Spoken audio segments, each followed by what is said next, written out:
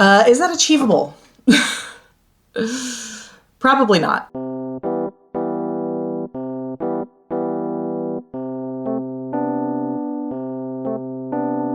Hello everyone, and welcome back to my channel. Just another struggling writer. The Beleaguered Authors one-stop shop for commiseration and hopefully inspiration. My name is Carrie Scherer, and I'm just another struggling writer. Well, today is officially July 5th, which marks about a full month since I have been back on YouTube creating content again. I hope this is the last time I mention it, but as you guys are certainly aware by now, I took about 4 months off during the spring to cope with some mental health and other stress-related stuff. But that is all behind me. I am officially back in the saddle, reading, writing, and creating content again. Well, 2 out of 3 ain't bad, right? Sorry, TBR. With that in mind, I am bringing back a kind of video that I used to do pretty regularly, and that is like a monthly writing wrap-up, just as a way to review my progress in the month that we just left and look ahead to some goals for the new month. Now, you may be thinking that this does have some resemblance to my Cozy Reset videos that I used to do at the beginning of every month, and yes, you would be correct in that, but I don't really feel like I did enough this month to fill out a whole Cozy Reset. I may return to those in the future once I'm fully totally back into the swing of things, but for now, we're just gonna focus on writing. So to start off, I've got some stats I'd like to share, and I compiled these stats using a writing tracker Google Doc that I got from Bookspry, and that will be linked in the description below if you guys want to utilize it yourself. I like it because I can track all different kinds of writing, including the writing I do for school and for Substack and things. So it's not just like a project word tracker, it's like your total amount of words, but you can filter it down to specific projects so you can still get that good juicy data. It also tracks the amount of time that you write, which I also really like. And again, that Google Doc will be linked in the description below if you're interested in utilizing it for yourself. All right, so let's get started with the biggest, most important number, which is the total amount of words that I wrote in the month of June. And that came out to 20,075, so almost exactly 20,000 words. And yes, there was one day where I counted a big paper that I had to write, but that only accounted for 1,800 words of that. So the vast majority of that was words added to my current work in progress, which is of course Seekers of Empyrean, my modern world urban fantasy about a young woman with a rare magical ability who is recruited by a secret government agency to hunt down a dangerous fugitive in exchange for help solving her mother's mysterious disappearance. Now, 20,000 words is not the number I was hoping for. You guys probably remember I really wanted to get half of what remains in my manuscript completed so I could do the second half in July. So I didn't quite hit that. It turns out getting back into the swing of things took a little bit more effort than I anticipated, and I am still feeling a great deal of stress at my day job, which means a lot of times I'm coming home during the week and not fully possessed of the mental energy necessary to sit down with the manuscript. But all things considered, I'd say that's pretty darn good. The only other month in which I have writing data was January, and I wrote 27,000 words in January, and I was really motivated back then. The other really interesting piece of data I have from the spreadsheet is the amount of time that I wrote in June, and that came out to almost exactly 40 hours. Now, 40 hours for 20,000 words is not a great ratio. I'll be the first to admit that. But when taking into account that I was actually doing a lot of editing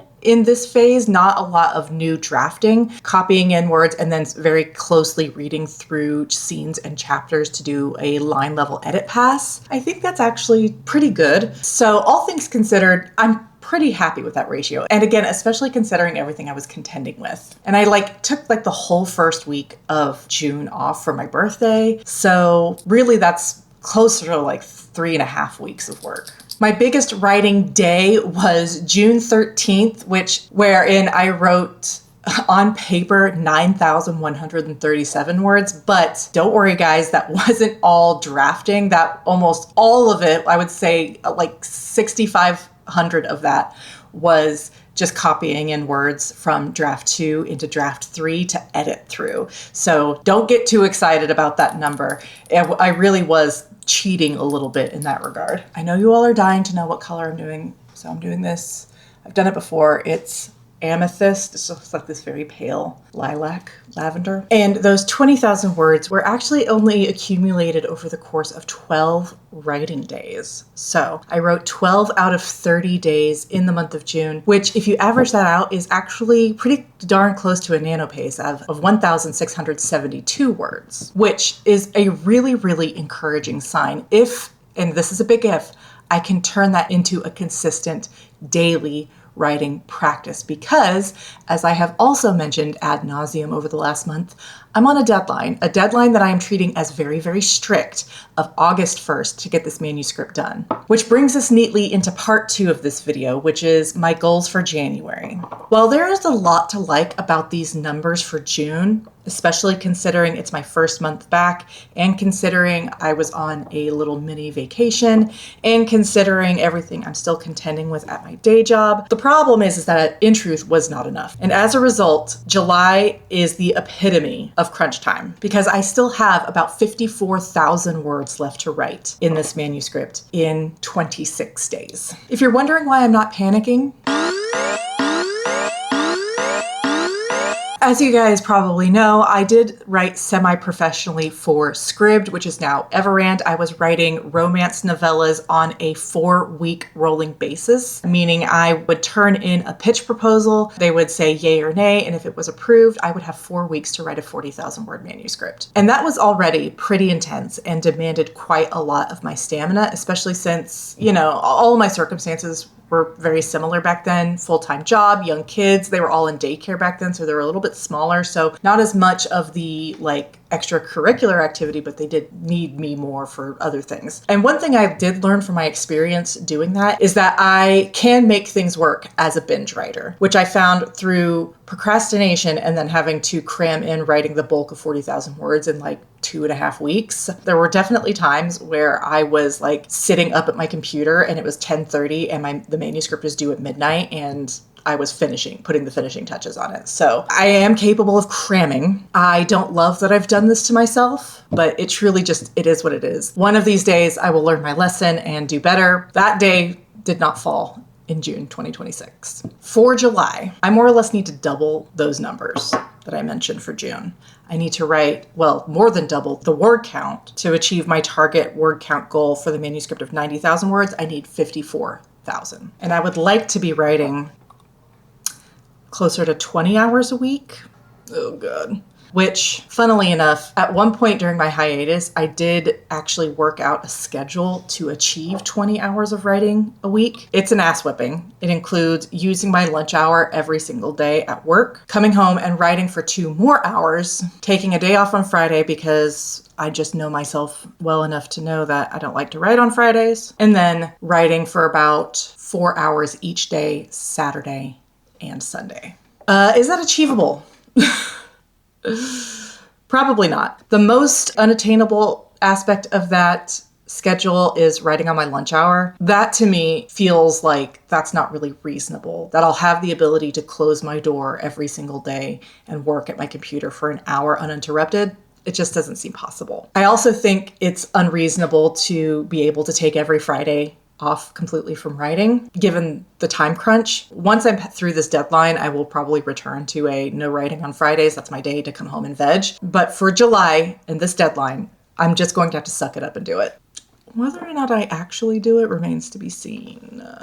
I'm still taking classes, business classes. I do like to do that homework on Sundays because I am a procrastinator and that's when it's due. So dedicating 4 hours every Sunday, that's also maybe a bit of a stretch. I'm also like still attending like baseball games with my mom because we bought, tickets. There's a lot of reason for pessimism is what I'm getting at. I was going to say I've done it before, but really, I've never done 55,000 words in 1 month before, so I won't say that I've done it before, but I do have some measure of hope, I guess you would say, not confidence or belief in myself, because I don't really have that either, but hope that the pressure of the external deadline will finally start to kick in. That was really truly the biggest motivating factor when I was writing for Scribd, was knowing that I had signed a contract and people were waiting for me. And I have already rescheduled this deadline once, and I am not interested in doing that again. So yes, 55,000 words in 1 month is crazy. And even though, yes, I am not totally drafting new words, a good chunk of it will be like able to be copied over from previous drafts. The editing process is not faster. In fact, it feels slower to me. I don't have the data to back that up. It just feels like it takes longer for me to really closely read through the chapters and do that edit pass. I don't know. A girlie's got to be delusional sometimes in order to carry herself over the finish line. And that is certainly the approach I am taking right now in this moment. So you heard it here first, folks. My goals for July are to write 55,000 words and complete this manuscript, and write for 80 hours in the month. Wow, this video is all over the place. This is why I should really script things instead of just have a vague idea. And I should also really stop doing these completely distracted, because then I end up with like an hour's worth of footage that ends up only being like 8 minutes long. So that's everything. Thank you so much for watching. I so appreciate it. If you like my content and want to support the channel, please like and subscribe, or consider leaving a comment down below. Please leave me all of your best motivational quotes and tips and tricks for cramming at the last second when you procrastinated your ass off the month before. I won't have a vlog for you on Friday because unfortunately I spent all of last week completely consumed by the American royal wedding that happened this weekend. So I have nothing to give you. I may film another sit down video to make up for it, but with how much I need to be focusing on writing right now, I'm not entirely certain that that will happen. You may see me in a week with another video like this. You may see me on Friday with another video like this, but either way, I hope you look forward to it, and I will see you then. Bye.